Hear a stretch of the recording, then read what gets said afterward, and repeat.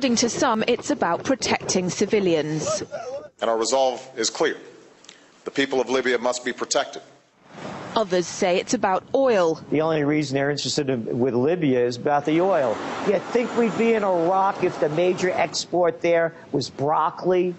But some are convinced intervention in Libya is all about currency, specifically Gaddafi's plan to introduce the gold dinar, a single African currency made from gold, a true sharing of the wealth. It's one of these things that you have to plan almost in secret, because as soon as you say you're going to change over from the dollar to something else, you're going to be targeted. There were two conferences on this, one in '96 and another one in the year 2000, called the World Mataba Conference, organized by Gaddafi. And everybody was interested.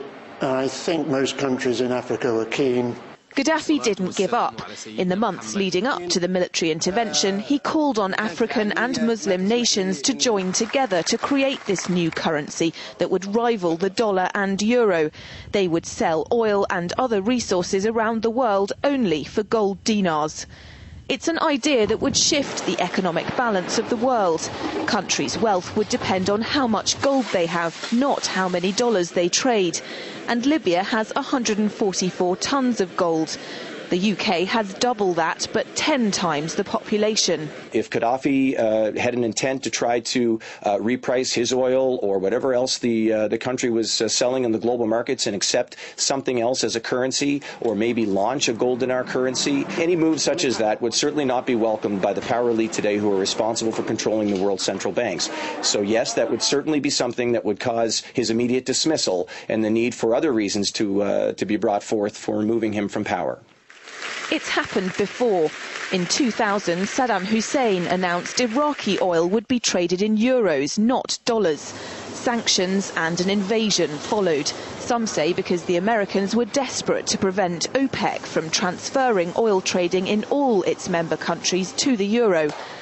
A gold dinar would have had serious consequences for the world financial system, but may also have empowered the people of Africa, something black activists say the US wants to avoid at all costs. The United States should welcome the self-determination of Africans. They certainly have denied self-determination to Africans inside the United States, so we're not surprised by anything that the United States would do to hinder self-determination of Africans on the continent. The UK's gold is kept here in a secure vault somewhere in the depths of the Bank of England. As in most developed countries, there's not enough to go around.